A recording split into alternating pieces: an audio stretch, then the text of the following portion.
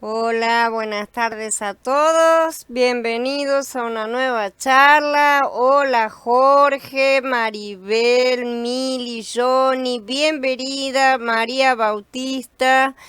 Vamos a dar comienzo a esta segunda parte del adulterio, como dijimos. Vamos a empezar hablando acerca de la unión libre que nos había quedado pendiente la vez pasada. Hoy en día muchas parejas viven en unión libre y ella ha llegado a gozar de cierta aceptación social. Antiguamente no estaba bien visto, se la llamaba normalmente concubinato, ¿no es cierto? Era bastante despectivo, pero hoy ya ha sido completamente aceptada y es ampliamente practicada. Para muchos el matrimonio ya es muy anticuado y en su concepto trae más problemas que bendiciones. Otros piensan que es mejor probar la convivencia antes de casarse, porque así se conocen más los esposos y pueden prever con más certeza si va a funcionar el matrimonio. Desde el segundo capítulo de las Escrituras vemos que el matrimonio fue creado por Elohim. Y Yahweh Elohim, de la costilla que le había sacado al hombre, formó una mujer y se la presentó al hombre. Entonces el hombre dijo: esta sí que es hueso de mis huesos y carne de mi carne. Esta se llamará hembra porque del hombre la sacaron. Por eso el hombre deja a su padre y a su madre para unirse a su esposa y llegan a ser una sola carne. Esto es mucho más que un simple concepto de dos personas decidiendo vivir juntas, ¿no es cierto? Es una persona que sale de la otra, ha salido de ella y regresa a él para estar completa. El matrimonio completa al hombre y a la mujer. No hay ninguna otra unión que pueda traer esta plenitud y satisfacción. Algunos dirán, ese pasuk habla de una descripción, no de un mandato. Sí, hasta cierto punto tienen razón, porque no hay un mandato como tal en el pasaje, sí, no lo hay. Lo que tenemos que entender es que este pasaje da el modelo bíblico para el primer matrimonio realizado en el mundo antes de la caída. Esto debería resultarnos significativo porque establece un acto que fue perfectamente bien realizado, ¿sí?, dentro de los deseos de Yahweh, como él quería. Entonces observemos que no hay mención alguna a ningún tipo de ritual. En ese sentido, Yahweh da libertad a sus hijos desde que no realicen rituales paganos, evidentemente, ¿no es cierto? Nada que esté fuera de lo básico. El hombre deja a su padre y a su madre, o sea que la relación con sus padres cambia, ¿sí? Y se une a su mujer, que se refiere a una aferrarse inseparable de los esposos. Ya no pueden separarse más. No solo implica la unión sexual, sino que a través de ella la espiritual en mayor medida, ¿no es cierto? Lo que da importancia es la unión espiritual. Se forma algo nuevo con el matrimonio y no es solamente la convivencia de dos seres humanos. Esta nueva relación se explica como la unión de dos personas en un solo ser, ¿sí? O literalmente en una sola carne, justamente. Esta relación de una sola carne implica la fusión de dos personas en todos los aspectos de su vida. Deben gozar de unidad en el aspecto sexual, emocional, social, financiero, legal, espiritual. En todos los ámbitos tienen que tener ejad completa.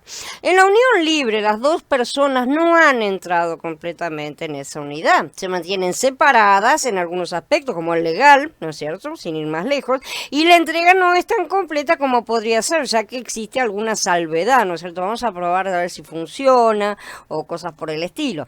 Aunque en muchos países existen leyes que contemplan la unión matrimonial de hecho, ¿no es cierto?, que es la unión de compañeros permanentes no casados, justamente. Esta unión no es la acción de la cual hablan estos pasuquín. Estos pasuquín hablan de dejar la familia a los padres para empezar otra familia, y eso debe ser legalizado también. La idea de una sola carne debe interpretarse a la luz del pasuk 23, que hace referencia a una relación de sangre. Si la unión de un hombre y una mujer en una sola carne significa que crean una nueva relación familiar entre los dos. A veces se teme el matrimonio porque ¿qué pasa si no funciona? En la unión del matrimonio no debe haber temor porque el amor perfecto echa fuera el temor, dice Yahanan Aleph en el capítulo 4. Quizás algunos no quieren entregarse por completo en matrimonio por este miedo, ¿no es cierto? el amor verdadero se caracteriza por una entrega completa, ¿sí? Y de ojos cerrados. Yahshua es el ejemplo por excelencia de ese amor, y las escrituras dicen varias veces que Él nos amó y se entregó a sí mismo por nosotros, ¿no es cierto? Si realmente queremos demostrar nuestro amor por la pareja, debemos comprometernos en el pacto del matrimonio.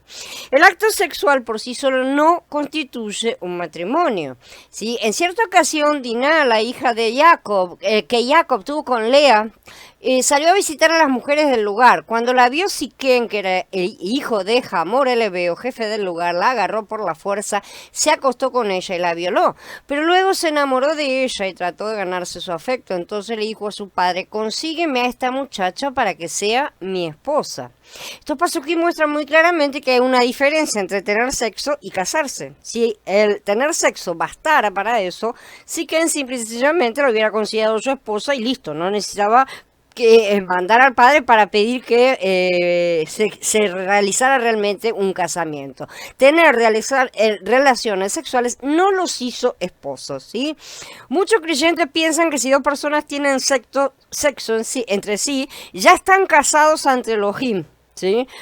Sobre todo si conviven, además de eso, ¿no es cierto? Si se van a vivir juntos, si conviven, como si estuvieran realmente casados. Yo misma pensé esto antes, aunque no lo ponía al mismo nivel, creía que establecía un pacto de cualquier manera, ¿no es cierto? Creo que hemos sacado esta idea de Corintiín Malef 6, que habla del hombre que tiene relaciones con una prostituta y se hace un cuerpo con ella, ¿no es cierto? O no saben que el que se une con una prostituta se hace con ella un solo cuerpo, porque dice: los dos serán una sola carne. Shaul está citando las palabras de Bereshit, ¿no es cierto? Acá, ¿a qué se refieren al matrimonio? ¿Será entonces que se casan ante Elohim al tener relaciones sexuales?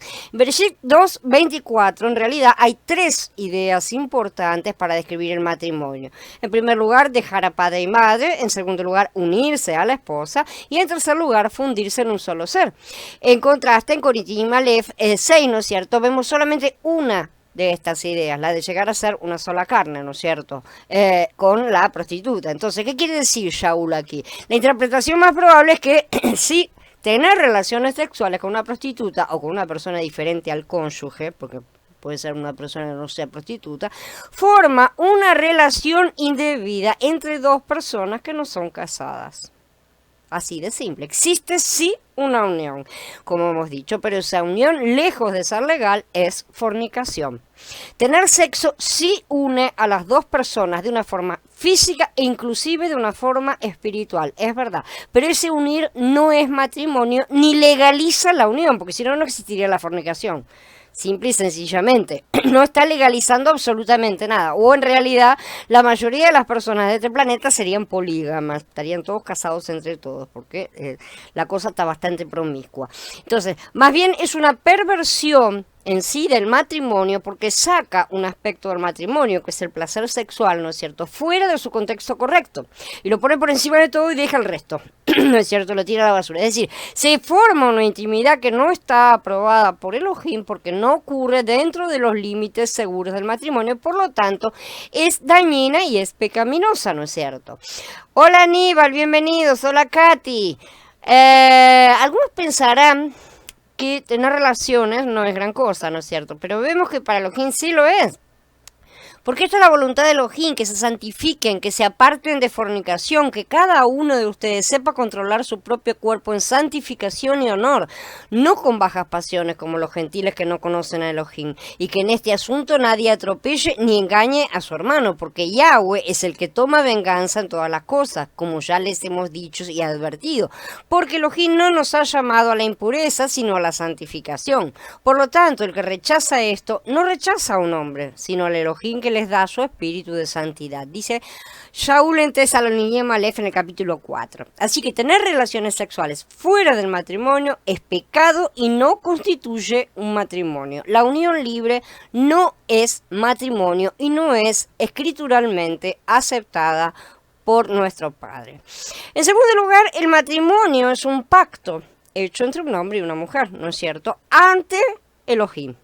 Esa es la cuestión, ¿no es cierto? Verdaderamente. Ambas partes se comprometen para el resto de sus vidas y el testigo de la unión es Yahweh. Por eso la mayoría de las ceremonias religiosas siempre se colocan de frente a una deidad por lo menos, ¿no es cierto?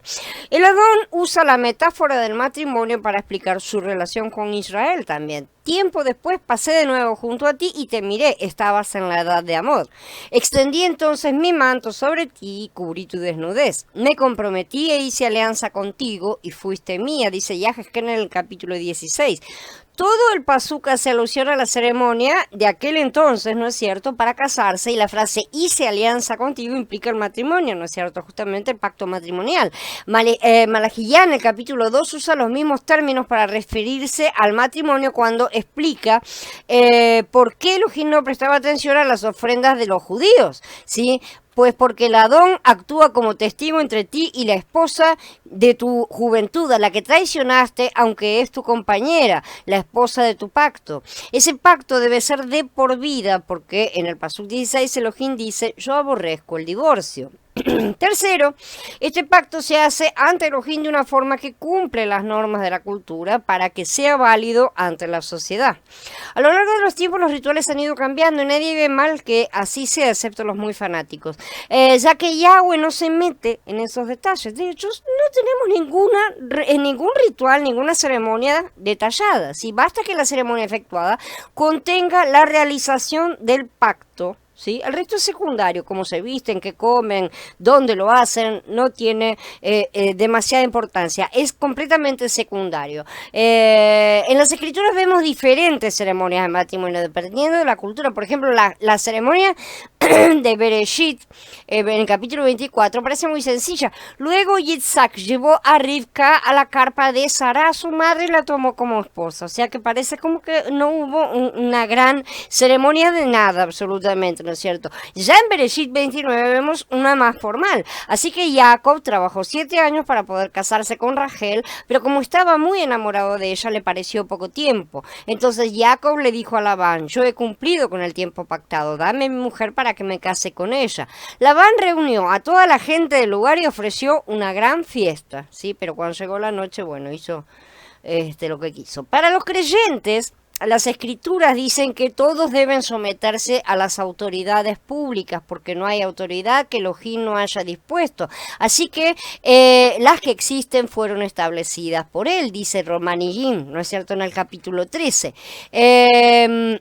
Entonces, para poder vivir con otra persona en la relación de una sola carne, Elohim quiere que nos casemos ante él y ante las autoridades públicas, de manera que todos, sin excepción, reconozcan la relación. La relación tiene que estar ser perfectamente reconocida por todos, desde todos los ángulos, ¿no es cierto? Nadie puede decir, no, pero ¿por qué no?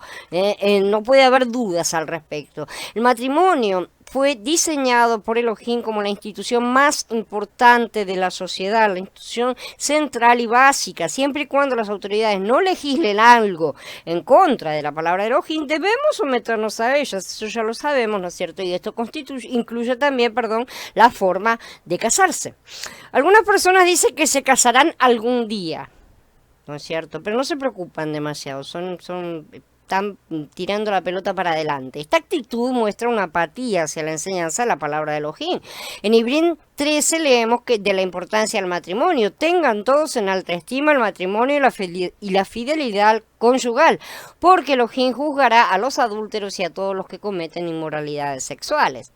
Este pasuk nos habla de la importancia del matrimonio, ¿no es cierto? El autor dice que debemos tener en alta estima el matrimonio. No es simplemente algo bueno, algo recomendable, sino que es una institución importante y honrosa.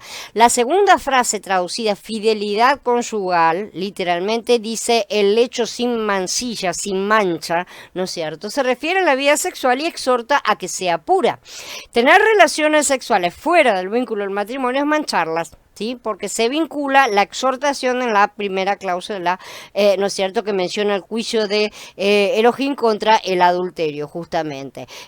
Caer bajo su castigo sería realmente una cosa terrible, sería una cosa bastante importante. Entonces, aunque muchos tomen a la ligera el juicio de Elohim, caer bajo su castigo, sería una cosa que la mayoría no está comprendiendo, no se está, porque el, el- el error del matrimonio actual cae dentro del mismo nivel de la mayoría de los errores que manifestamos. La dejadez de la sociedad en este momento con respecto a todas las normas que Yahweh establece es increíble y la mayoría piensa, no importa, no es tan importante. En ese nivel se colocan todas las cosas de acuerdo al gusto de cada uno, ¿no es cierto? Así que estas cosas hay que tenerlas realmente muy en cuenta. Entonces, como podemos comprender, vivir en unión libre, según las escrituras, es fornicación. ¿No saben que los malvados no heredarán el reino de Elohim? No se dejen engañar ni los fornicarios, ni los idólatras, ni los adúlteros, ni los sodomitas, ni los pervertidos sexuales, ni los ladrones, ni los avaros, ni los borrachos, ni los calumniadores, ni los estafadores heredarán el reino de Elohim, dice Corintios Malef en el capítulo 6. Así que según este pasaje, si somos fornicarios o adúlteros, ¿no es cierto?, no vamos a heredar el reino de Elohim. Pero ánimo, porque después de decir que los fornicarios y los adúlteros no heredarán el reino, ¿no es cierto?, Shaul dice, y eso eran algunos de ustedes, pero ya han sido lavados, ya han sido santificados, ya han sido justificados en el nombre del Adón Yahshua HaMashiach y por el Ruach de nuestro Elohim. La idea no es condenar a nadie que vive en unión libre u otro pecado sexual. Sí, todos tenemos pecado, pero si hemos sido salvos, los hemos confesado y estamos arrepentidos y el Ruaj está moviéndonos, ¿no es cierto?, para resolver los errores que hemos cometido. De manera que sin desesperar procuraremos las soluciones, que no siempre lamentablemente son simples. El matrimonio es un pacto ante Elohim y ante los hombres, pero no necesariamente tiene que celebrarse también en un templo creyente, como es una cosa que ¿no es cierto?, en las catedrales católicas o en los templos evangélicos o protestantes o donde quieran, ¿no es cierto? No es necesario que se realice de esa forma, ¿no es cierto? Lo más importante es dejar de vivir en el pecado y empezar a obedecer a Elohim en esta área que es tan importante de la vida y realizar sí la ceremonia que el gobierno de cada país establezca como para legalizar realmente la situación.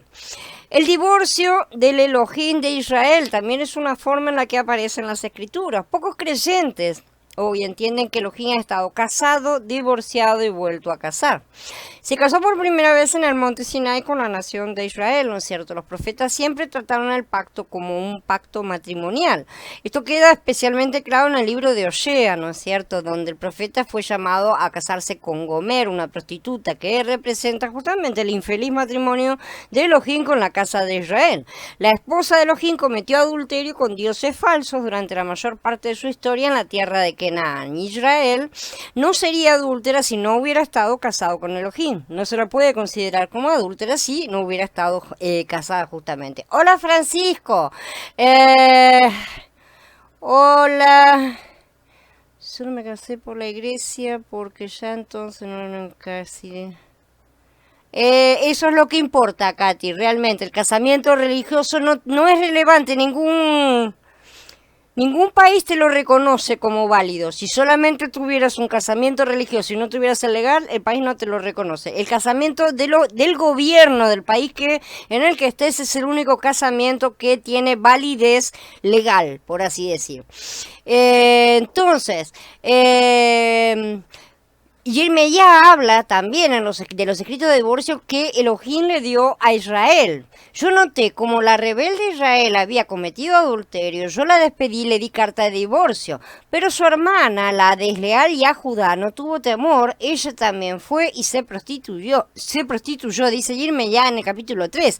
Osea también, reprendan a su madre, repréndanla, porque ella no es mi esposa y yo no soy su esposo, que aparte ella su prostitución de su rostro y su adulterio de entre sus pechos. Osea en el capítulo 2. Sin embargo, las promesas de Elohim muestran que él tenía la intención de volver a casarse con ella. Nunca más te llamarán desamparada, ni llamarán más a tu tierra desolada, sino que te llamarán mi deleite y a tu tierra desposada. Porque Yahweh se deleite en ti y tu tierra será desposada. Porque como el joven se desposa con la virgen, así te desposarán tus hijos. Y como el novio se regocija por su novia, así se regocijará tu Elohim por ti. Con tan gloriosas promesas de nuevo matrimonio, el problema era que la ley prohibía a un hombre recuperar a su ex esposa una vez que ella ya se había vuelto a casar con otro hombre, ¿no es cierto? Como ya vimos. Y Irmeyá también entendió este problema porque justo antes de decirnos que Elohim le dio a Israel un recurso de divorcio, mencionó esta prohibición en el Pasuk 1 diciendo: me llegó la palabra de Yahweh como sigue: si un hombre se divorcia de su esposa y ella se aparta de él y se casa con otro hombre, ¿podrá él después volver a ella? ¿No quedaría tal tierra profanada? Ahora, tú te has prostituido con muchos amantes, ¿puedes volver a mí? Dice Yahweh en Yirmeyá capítulo 3, ¿no es cierto? Por lo tanto, a la luz del divorcio de Elohim, era difícil ver cómo él podía cumplir sus promesas a Israel realmente, ¿no es cierto? No entendieron, por supuesto, que el ex esposo de Israel, Yahweh, vendría en su hijo Yeshua HaMashiach, sí, que moriría en el madero y sería resucitado en novedad de vida como un hombre de la nueva creación. Evidentemente, ese plan no se le puede ocurrir a ningún ser humano, obviamente. Entonces, después, en él, todos los que creen, todos los que creemos, morimos y nacemos de nuevo, todos libres para un nuevo matrimonio. Cuando Mashiach resucitó de entre los muertos, era legalmente una persona diferente y elegible para casarse con quien quisiera y nos dio el mismo beneficio.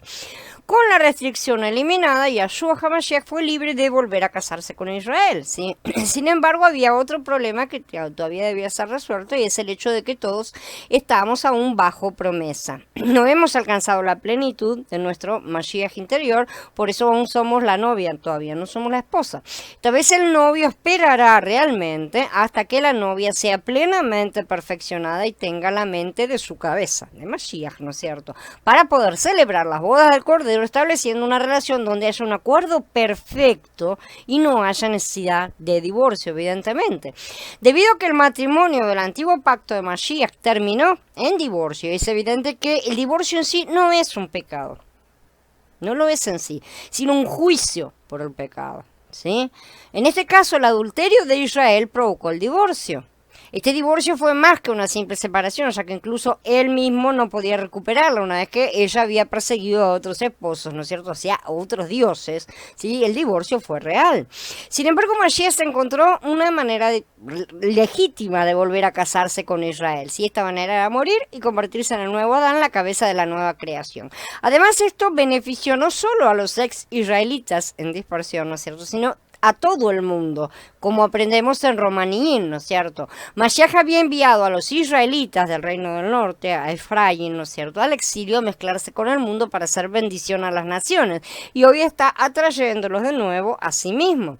El divorcio allanó el campo de juego, ¿no es cierto? Simplificó todas las cosas, por así decir, poniendo a Israel en el mismo estatus legal que el resto de las naciones, ¿no es cierto? O sea, como dice, para encerrar a todos bajo desobediencia, para poder tener misericordia de todos. A lo largo de los siglos, Mashiach ha estado reconstruyendo la nación de Israel, no solo con los ex-israelitas genealógicos, sino con todos los que pertenecen a la familia de la fe, justamente, que han sido injertados. Independientemente de su origen, a todos se les concede la ciudadanía en su casa o reino de la misma manera. ¿Sí? No es una cuestión de genealogía, sino de ciudadanía legal.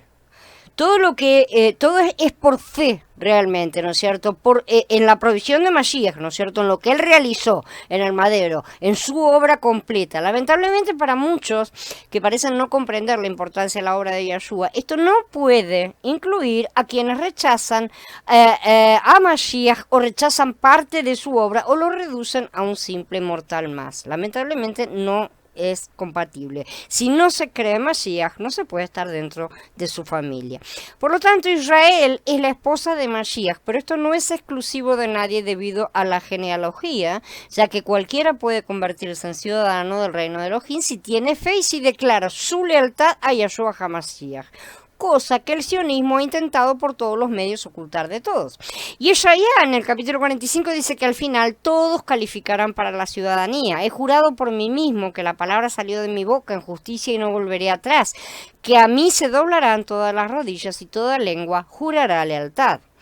Cuando entendemos el plan divino completo, ¿no es cierto?, cosa que ya hemos estudiado, podemos ver cómo las leyes de divorcio y nuevo matrimonio encajan en este plan.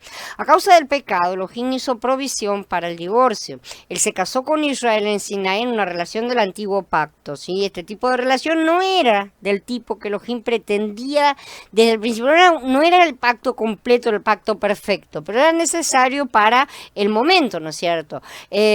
Por lo que pasa es que en ese momento Elohim se había casado con una esclava, o sea, Agar, y Elohim quería una mejor relación con la libre. Así que siempre fue en el plan divino que este matrimonio original llegaría a su fin. Realmente, para que Elohim pudiera volver a casarse bajo mejores circunstancias.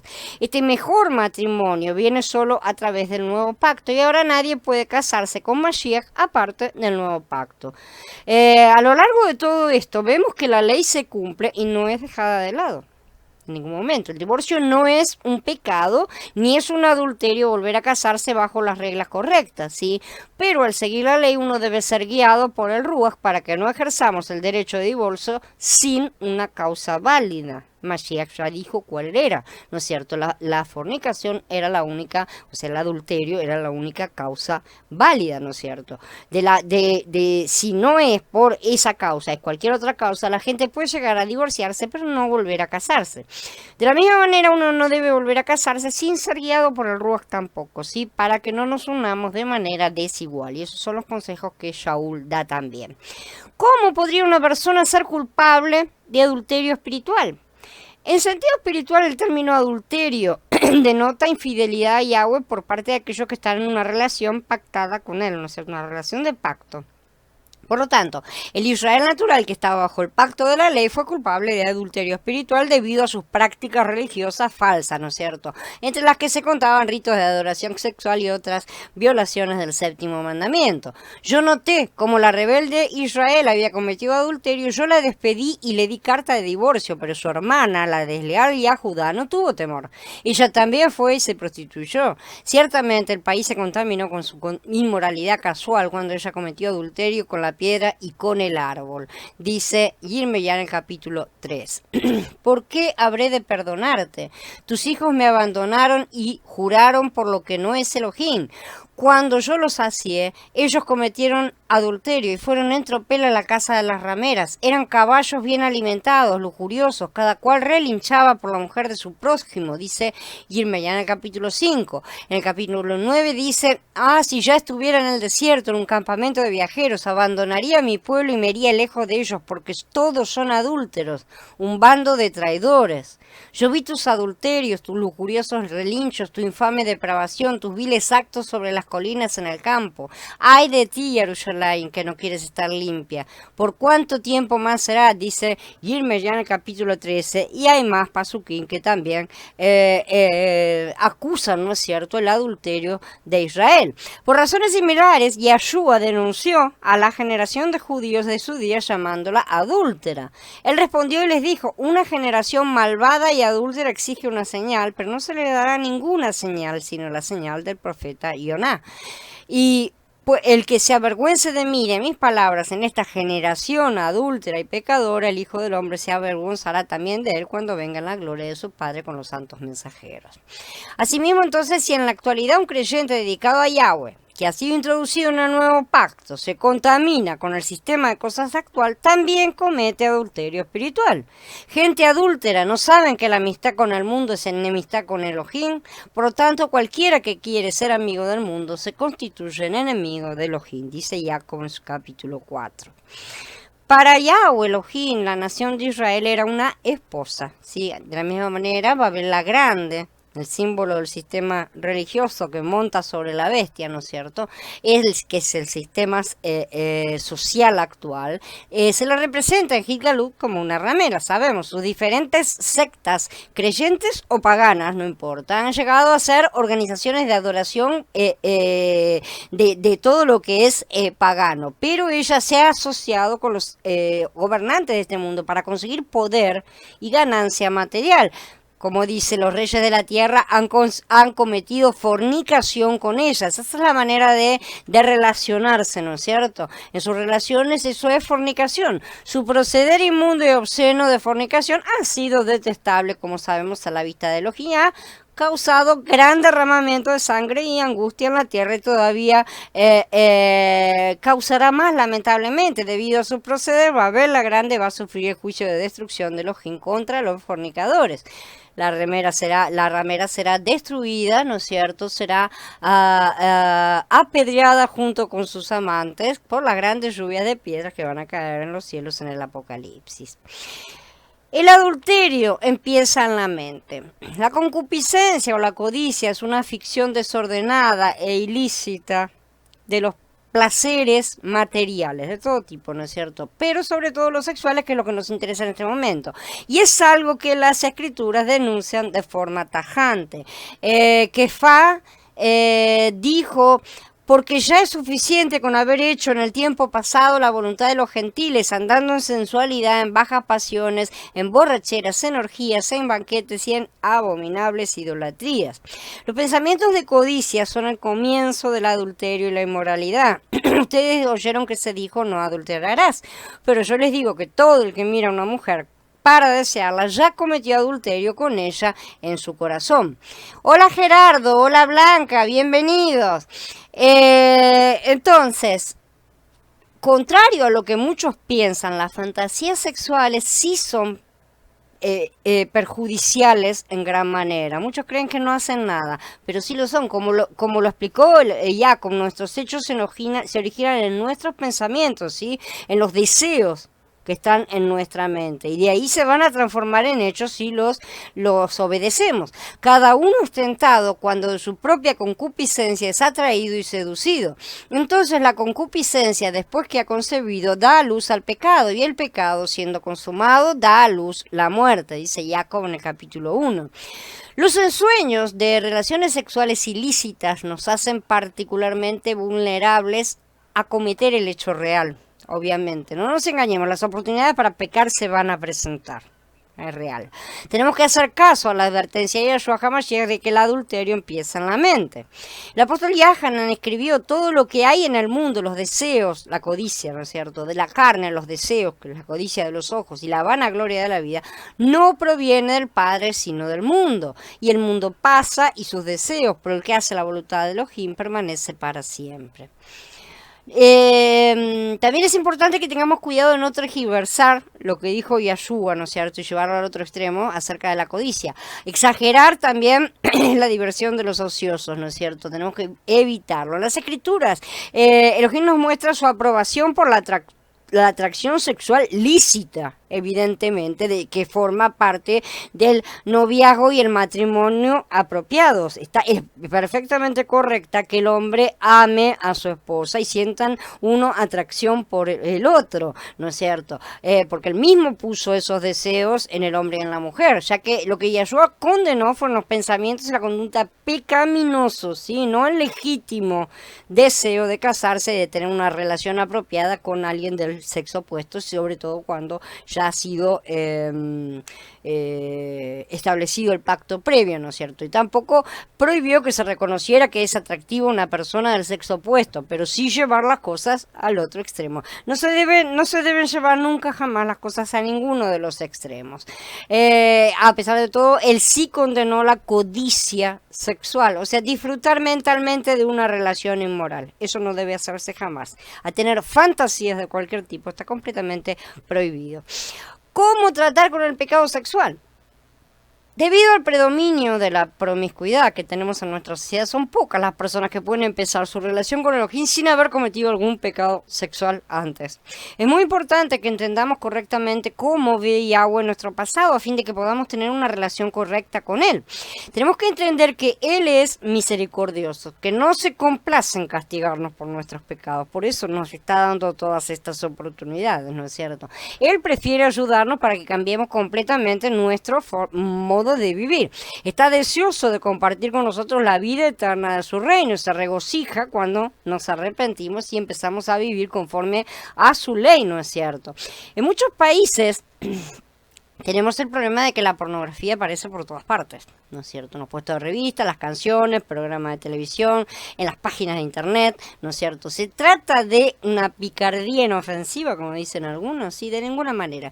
Quienes recurren a ella pueden hundirse en muchos vicios, como el vicio de la masturbación, alimentar deseos sexuales pervertidos y empeorar las cosas mucho más allá de todo eso, ¿no es cierto? Las fantasías se van a tener que terminar convirtiendo en algún tipo de realidad. En último término, pueden volverse adictos al sexo y sabemos que este es un problema grave que tiene esta sociedad actual, ¿sí? Sufrir problemas maritales, o sea, en el matrimonio, ¿sí? Incluso llegar al divorcio. La adicción al sexo es como el cáncer, no deja de crecer y de extenderse y rara vez retrocede y es muy difícil tratarla y erradicarla. Hay que tener muy presentes las palabras de Jacob: cada uno es probado al ser provocado y cautivado por su propio deseo, ¿sí? Entonces el deseo, cuando se ha hecho fecundo, da a luz al pecado. A su vez, el pecado, cuando se ha realizado, produce la muerte. Para evitar que esto suceda, ¿qué podemos hacer cuando nos vienen los malos deseos? Bueno, tomar medidas inmediatas y sacar las cosas de la mente. Lo primero que se le dice a cualquier persona que tenga cualquier vicio, ¿no es cierto? Por ejemplo, si nos encontramos con imágenes eróticas que se nos caen de la computadora, ¿no es cierto? Sucede todo el tiempo, ¿qué vamos a hacer? Rápidamente salimos de ahí.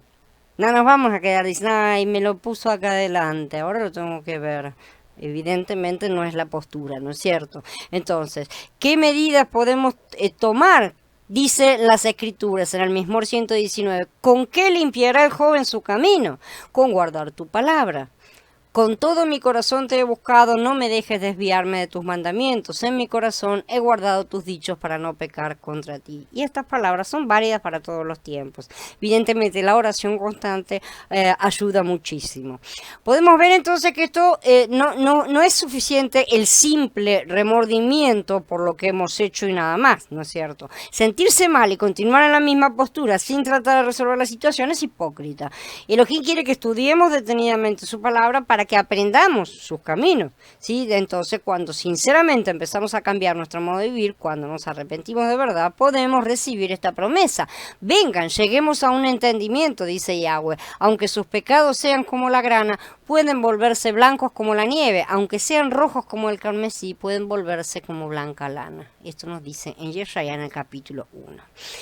Honremos el matrimonio incluso cuando haya problemas graves. Una de las grandes bendiciones de un matrimonio estable y basado en el amor es el compañerismo, justamente.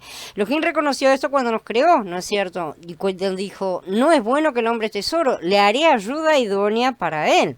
La mayoría de nosotros necesitamos el apoyo y el compañerismo de un cónyuge amoroso. Necesitamos esa cosa que nos completa, justamente, ¿sí? Alguien especial que pueda compartir nuestras altas y bajas, triunfos, fracasos, ¿no es cierto? Subidas y bajadas, y nadie puede hacerlo como el cónyuge que comparte con nosotros un amor y un compromiso profundos.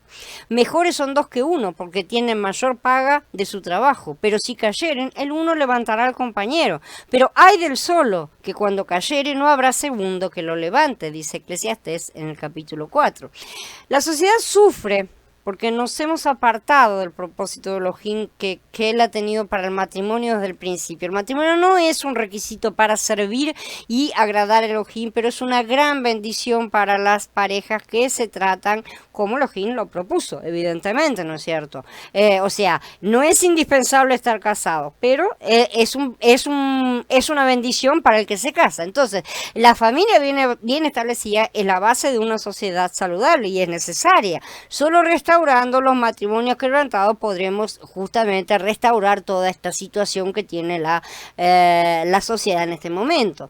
La mayoría de los seres humanos desean y necesitan los beneficios realmente que provienen de un matrimonio estable y amoroso. Para volver entonces al propósito de Elohim, tenemos que darle al matrimonio el respeto que merece. Colocarlo en la posición en que Yahweh lo ha colocado. Tenemos que obedecer fielmente el mandamiento que dice no cometerás adulterio, porque ¿es el adulterio un pecado imperdonable? No lo es, ¿sí? En las escrituras leemos que Elohim perdonó a hombres y mujeres, entre ellos adúlteros, que se arrepintieron de esos pecados y abandonaron su vida inmoral. Ahí está la cosa, no es que no la abandonaron, sí abandonaron lo que estaban haciendo, ¿no es cierto? Estas personas llegaron a ser amigos de Elohim. Un ejemplo fue el rey David, sin ir más lejos. Él era un hombre casado, se acostó con la esposa de un oficial de su ejército, ella estaba casada también, ¿sí? Y las escrituras dicen que esta acción de David pareció mala a los ojos de Yahweh. Después de que fue reprendido, David se arrepintió, ¿sí? Y Elohim lo perdonó. David le dijo a Natán, soy culpable delante de Yahweh. Y Natán le respondió a David, Yahweh ha perdonado tu pecado, no morirás. Aún así no pudo evitar las amargas consecuencias de sus errores, que ya lo hemos estudiado en otros capítulos. Es significativo que Yahshua no dijo que en caso de inmoralidad, o sea, de porneia, que es fornicación, adulterio, ¿sí? El cónyuge inocente esté obligado a divorciarse. Por ejemplo, una persona podía decidir, una esposa, por ejemplo, ¿no es cierto?, que fue afectada, puede decidir conservar el matrimonio, aunque el esposo haya sido infiel, puede decidir perdonarlo, ¿sí? Puede hacer un esfuerzo junto con él para mejorar el matrimonio. Si la otra persona también está dispuesta, ¿no es cierto?, a aceptar, ¿no es cierto?, de ese perdón, porque muchas veces vienen, piden el divorcio y se quieren ir, nada más, ¿no es cierto? Entonces... esas cosas hay que tenerlas en cuenta, ¿no es cierto? Que hay que tener en cuenta el tema de los hijos también. El tema de los hijos es siempre complicado. ¿Qué va a suceder con los hijos a partir del divorcio? Esta sociedad está llena de pequeños niños, ¿no es cierto?, que han sido maltratados por estas situaciones, ¿no es cierto? Como hemos visto, si un creyente comete inmoralidad sexual, su cónyuge va a tener que tomar una decisión. Va a tener que tomarla. Yahshua dijo que el inocente iba a tener un motivo para divorciarse, y eso es real, ¿sí? Y va a estar libre para casarse de nuevo. Aunque hoy el caradurismo está que el adúltero o la adúltera son los que piden, ¿no es cierto?, el divorcio. Son los que lo exigen para seguir adulterando libremente, creen que de esa manera pueden hacer sus vidas, sin embargo el adulterio continúa. Pero también se podría llegar a perdonar, ¿sí? Hacerlo no tendría nada de malo dependiendo de la persona y dependiendo de las circunstancias, obviamente. Las escrituras dicen que Oshea volvió a llevar a Gomer a su casa, ¿no es cierto? A partir de entonces ella ya no debía tener relaciones sexuales con ningún otro hombre, como le ordenó. Oshea no mantuvo relaciones con ella durante un tiempo, como dice en el capítulo 3, pero seguro que después las reanudó porque esa era la idea al llevarla nuevamente, ¿no es cierto? Esto representó la disposición de Yahweh a aceptar de nuevo a su pueblo y tener tratos con él. La lección que aprendemos es que si el cónyuge inocente decide conservar su matrimonio, al reanudar las relaciones sexuales demuestra que ha perdonado al cónyuge infiel, ¿sí? Entonces ya no tiene base para divorciarse, ya ahí se elimina toda la necesidad de ese divorcio, ¿no es cierto? Entonces, a partir de ese momento, los dos deben esforzarse de pleno, sí o sí, para ver el matrimonio tal como lo ve Yahweh, sí, dejar atrás el pasado y los errores y construir el futuro más fortalecidos que antes. Es una gloria cuando el Padre restaura de esta forma los hogares quebrantados verdaderamente. Y si de esta manera se puede restaurar, ¿por qué no? Si alguien ha cometido adulterio, tiene que pedirle perdón a Elohim, evidentemente, y a su cónyuge, ¿no es cierto? Hay que odiar el adulterio tal como lo odia Elohim mismo, ¿no es cierto? Hay que huir de la pornografía, de la fantasías sexuales, del coqueteo, de cualquier cosa, ¿no es cierto?, que pueda llegar a seducirnos, porque esta sociedad está llena de seducciones, ¿no es cierto?, para sentirse atraídos a otra persona a una situación equívoca. ¿Qué hacer si se presenta el problema de que el cónyuge de uno es infiel? Ciertamente la infidelidad crea una crisis grave, que es sumamente dolorosa normalmente. El cónyuge adúltero provoca mucho dolor y sufrimiento al inocente, y este tiene el derecho bíblico de divorciarse del culpable y volver a casarse. Realmente sí, es lo que decía, pero tiene que haber un divorcio, es necesario, es lo único que se puede hacer.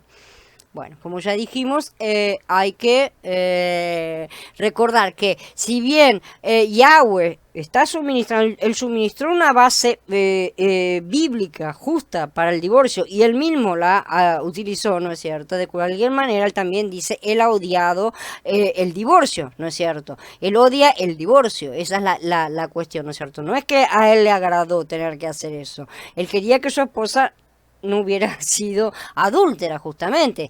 El divorcio no necesariamente elimina el dolor ni la amargura ni ninguna de las cosas que se hayan podido experimentar a raíz de la traición, ¿no es cierto? Pero sí lo hacen la misericordia y el perdón. Eso sí convierte los corazones, especialmente cuando al ofensor, ¿no es cierto?, de verdad le pesa el mal que ha cometido, ¿no es cierto? Algunos cuando no se arrepienten no hay forma, evidentemente, ¿no es cierto? Pero si está el cónyuge verdaderamente arrepentido, entonces habría que estar considerando estas cosas, porque hay que recordar las palabras de Yeshua, felices son los misericordiosos, ya que a ellos se les mostrará misericordia. Como ya dijimos, también hay que tener en cuenta los problemas con los hijos, que son muy importantes, y generalmente se los deja de lado como una consecuencia, ¿no es cierto?, de algo, ¿no? Una cosa secundaria, ¿sí? Todo eso hay que tenerlo en cuenta. Y más hoy, ¿no es cierto? Porque es sumamente difícil, toda la papelada hizo y sumamente difícil que los niños no desarrollen traumas a raíz de todas estas cosas. De esta manera, entonces, necesitamos estar pensando bien en todas las circunstancias antes de pedir el divorcio. Pero si es indispensable y si las causas son justas, ciertamente se puede, no es algo que sea ilegal. Yahweh lo aprueba cuando tiene el motivo justo. Bien. Ahora, habiendo terminado, quedo a disposición de ustedes y de sus preguntas. A ver, dice María, si me casé por la Iglesia Católica ante imágenes y otras creencias, después me divorcié, la persona sigue siendo mi esposo. No interesa si te casaste en la Iglesia Católica, sino si te casaste en el registro civil. Eso es lo que vale. El otro casamiento no es válido. No te lo reconoce nadie en ningún lado del mundo si solamente te casas por un rito religioso, sea cual fuere, no importa. Ahora que ya estoy en la verdad, que tengo conciencia de lo que es un compromiso, un pacto donde está Yeshua HaMashiach, sabiendo que el Eterno estaba en la Iglesia Católica, por supuesto que sigue siendo tu esposo, por supuesto. Sí, te explicaste bien. Sigue siendo tu esposo, pero no porque te hayas casado por la Iglesia Católica, sino te casaste por el registro civil, pronto. Esa es la verdadera unión. Hola Mariel. A ver, Maribel dice, respecto a la historia del rey David, ese hombre eres tú, le dijo, sí, así ha dicho Yahweh, el Elohim de Israel, fui yo el que te ungió como rey sobre Israel, y fui yo el que te rescató de la mano de Shaul. Yo te di la casa de tu amo y te entregué las mujeres de tu amo, y te di la casa de Israel de Yahudá, y si esto fuera poco, yo le añadiría el doble. Siempre he tenido dudas sobre la frase, yo te di la casa de tu amo y te entregué las mujeres de tu amo. Ahí pareciera que fue Elohim quien le dio varias mujeres, y esto ha dado lugar a que unas personas afirmen que Elohim aprueba al hombre tener varias mujeres. Elohim soporta las cosas que los hombres hacen, así de simple. Sin embargo, en ningún lugar de la historia se ve que acepte lo mismo con respecto a las mujeres. Aún así, él quiere el matrimonio de un hombre con una mujer. Realmente. El resto de las cosas que haga mal el hombre le termina siempre trayendo problemas al hombre mismo, ¿no es cierto? Así de simple. Pero él no se mete normalmente en un montón de cosas que el hombre reglamenta o usa las reglamentaciones que existen en la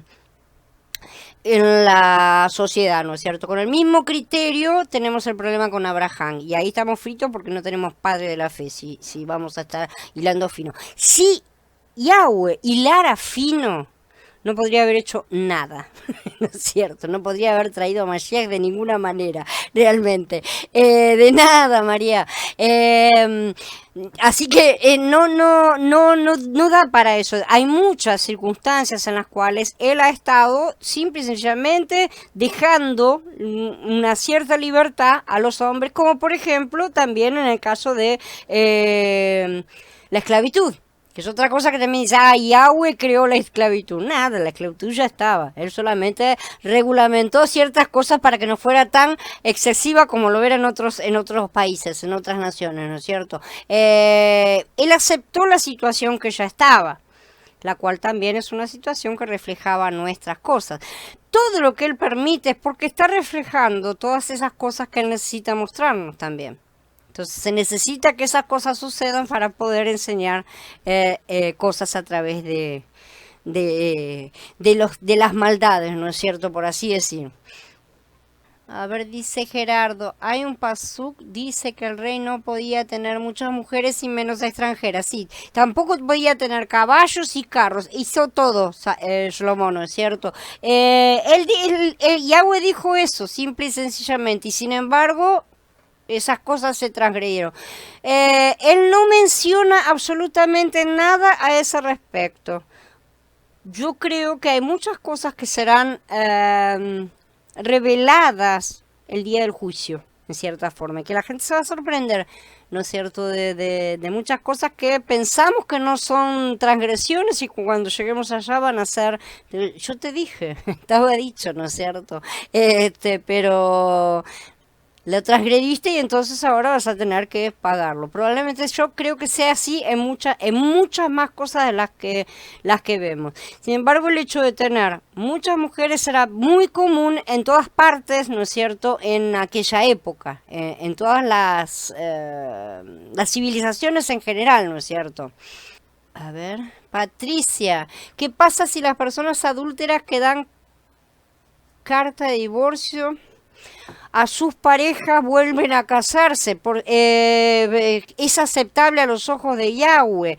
Yo no sé, acá lo que nosotros tenemos es un conflicto de costumbre, justamente. El tema es que hoy la cosa está muy liviana, por empezar, y en segundo lugar, las mujeres ya dan carta de divorcio a los maridos, cosa que aparentemente en la época de Mashiach, aparentemente, si interpretamos de alguna forma un pasuquín que mencioné la vez anterior, ya estaba comenzando por lo menos a suceder, ¿no es cierto?, en la sociedad.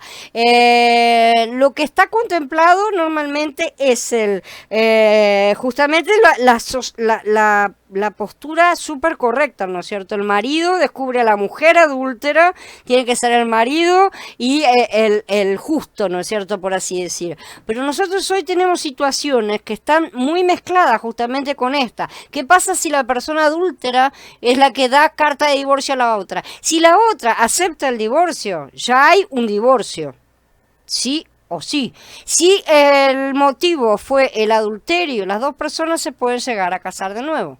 La persona adúltera mantiene dentro de sí, o sea, se puede volver a casar, pero mantiene todavía el pecado del adulterio cometido. Eso es una transgresión de la cual no se ha arrepentido ni la ha resuelto. Eso es un asunto aparte, por así decirlo.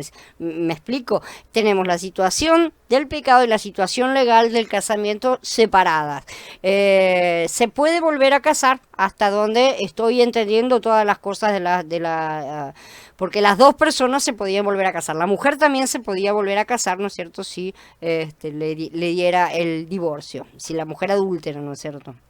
Ya lo dije al principio, Alejandro, exactamente al principio de la charla todo eso se habló, justamente no, la respuesta es no, porque si no, no existiría la fornicación. Entonces cada uno que va, tiene sexo con cualquiera, listo, nos casamos.